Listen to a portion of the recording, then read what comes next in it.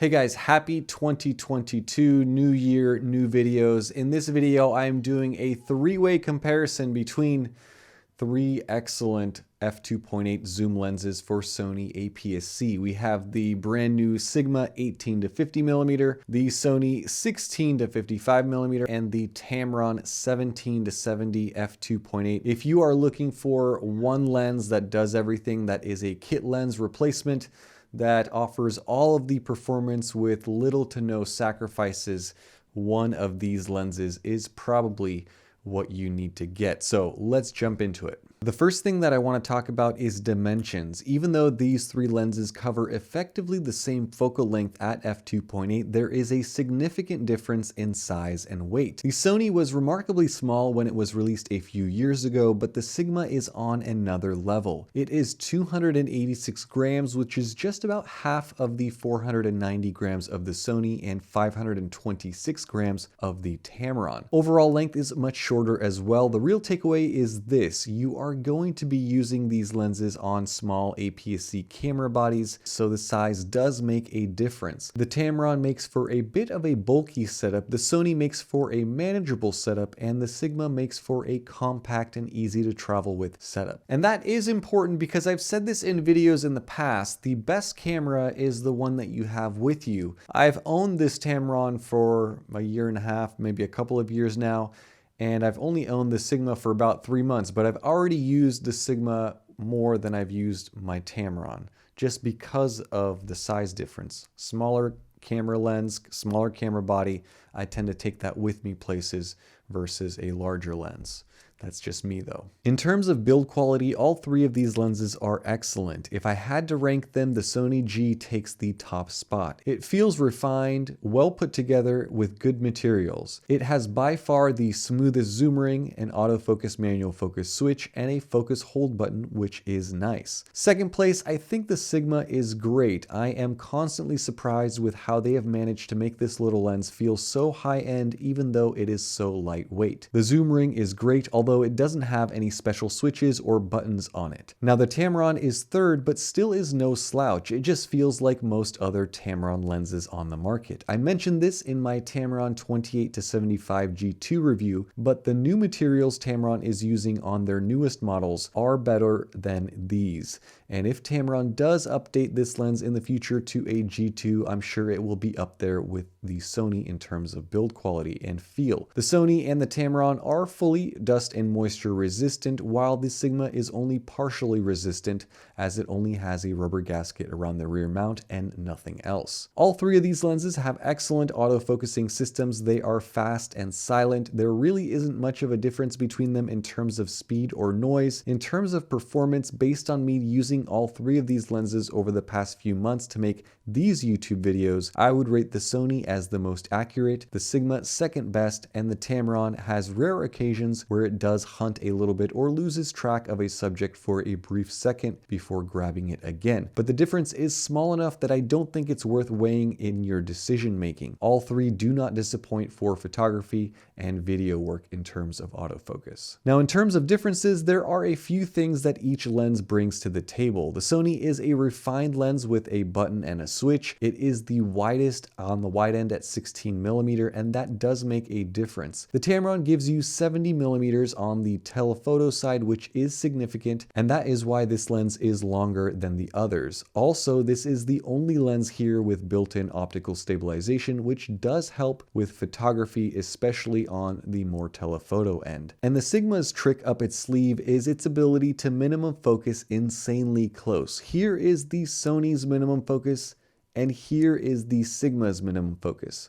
The Tamron is not that bad in this regard, but it doesn't get quite as close as the Sigma. Now, this is really useful in a number of situations, as you can almost use the Sigma as a macro lens when you need to. The Sony 16 to 55G is made in China, the Tamron 17 to 70 is made in Vietnam, and the Sigma 18 to 50 is made in Japan. So those are the physical differences between these three lenses. Now let's get into some side-by-side comparison shots. I took these three lenses with my Sony a6600 and a tripod and my wife and son, and I took a bunch of these, and I really didn't take that many because it was pretty easy to see how these lenses were performing. So let's take a look at these. All of these are straight out of the camera, unedited and uncorrected. I'm not going to spend a ton of time here because the results are pretty easy to see and consistent with what I have been seeing over the last couple of months of using all three of these lenses. Here at 50mm, the Sigma and the Tamron perform similarly in terms of sharpness. The Sigma has a little bit more of a punch in terms of colors, and there is a difference in the bokeh that I will review later on. Compared to the Sony, the Sigma looks just as good in terms of center sharpness wide open. There is a bit more contrast as well, which is a good thing for the Sigma. On the wide end and wide open, here is the chromatic aberration that you get with the Sigma compared to the Tamron. And here is the Sigma compared to the Sony. So not much of a difference. I was expecting the Sony to do better for some reason, but all three lenses really are displaying quite a bit of purple fringing up against a bright background. So no clear winner here. Here is 24mm and wide open, and what's interesting here is the Tamron has some interesting white balance in it. It looks a bit warmer than the shots that I got from the Sigma and the Sony, and I saw that across multiple other shots as well. Now this is something that's easy to correct, you just correct the white balance, but straight out of the camera, the shots from the Tamron do have a slightly more warm tint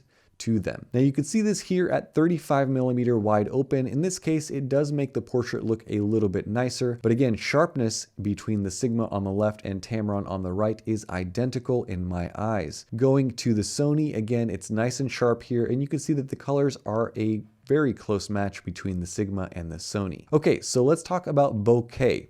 Here is the Sigma versus the Tamron. Both produce nice circles, but let's get super duper picky just for the sake of pickiness. The Sigma has smoother centers, but more distinct outlines to the bokeh balls, so on the very edge. The Tamron, on the other hand, has smoother edges, but the interior of the balls have a tiny bit of onion ring effect, which is not ideal. Now look at the Sony versus the Tamron. The Sony bokeh is just smoother overall from the edges to the center. It looks less busy and it's less distracting than the bokeh that you get from the Tamron and the Sigma. And I saw this in other shots as well. Here is the earlier shot at 24mm, Sigma versus the Sony, and there is a big difference in how busy the Sigma's bokeh looks in comparison to the Sony's smooth bokeh. I did a little corner sharpness test here at f5.6, focusing on the exact same subject, and really the Sony and the Sigma performed about the same. The Tamron was a little bit softer when focused in the center of the frame,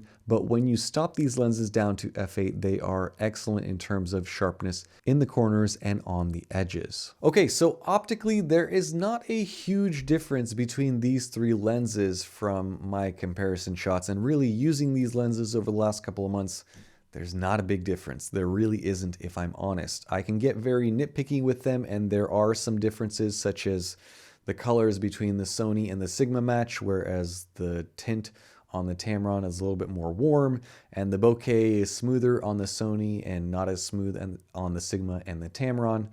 But when you look at all three of them, they all three suffer with chromatic aberration. Flare, which I didn't show in the comparison, is about the same between all of them. The Tamron does suffer with a little bit more ghosting. You are getting excellent performance from any one of these lenses. I mean, really near prime levels of performance from an f2.8 zoom, which is really amazing. These are truly remarkable lenses, and all three of these are really new additions to the Sony APS-C lineup as of the last 2 years or so. If all three of these lenses were priced identically, let's say that they were all $300 each in an ideal world, then the best lens out of the group is by far the Sony, without any question. It has slightly better build quality than the other two lenses, a manual focus autofocus switch, the custom button, and the smoothest zoom ring by far. It's a good medium size, and optically it's about as close to perfect as you can get. And it does have the smoothest bokeh for sure. The only problem with that is that these lenses do not cost $300 each. Now let's factor in price, because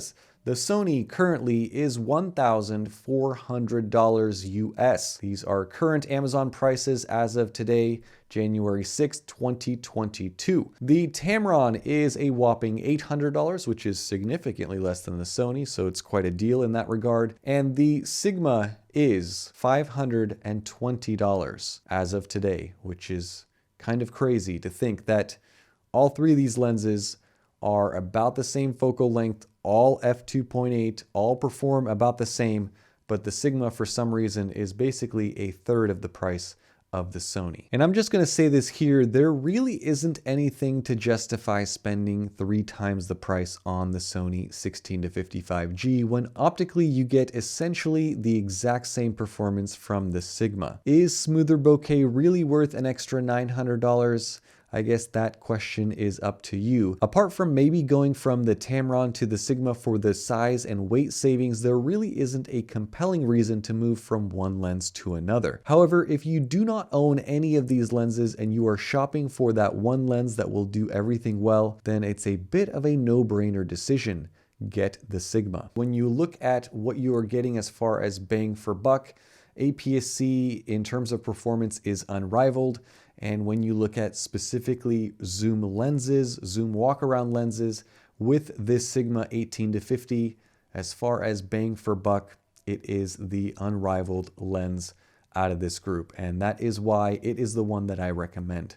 All three are excellent, but for the money, honestly, you cannot get a better lens than this Sigma 18-50. That is going to be it for my review of these 3 lenses. I hope you guys enjoyed it and you learned something from it. I know that you guys will probably end up debating the merits of each of these 3 lenses down in the comments section, so please do that because I'm curious to read your opinions and what you guys' thoughts are in terms of what is the best option. Is the optical stabilization worth it over just saving a little bit of money and going with the Sigma? As always, thank you so much for all of your comments, all of your likes, and your support. Stay tuned for more videos, and I'll see you guys in the next one. Bye-bye.